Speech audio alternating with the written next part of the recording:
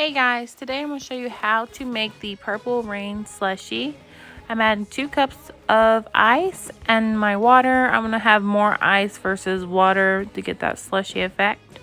I'm adding orange Liftoff, some mango aloe, 2 scoops of CR7,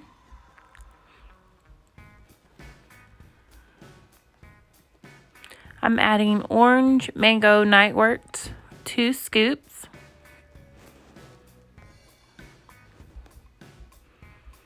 one teaspoon of Pina colada Stevia, and I'm going to blend it for about 10 seconds. I am adding Blue Blast Stevia to the cup, kind of just dusting it. And pour it in, and then I'm going to also top it with a little bit more of the Blue Blast.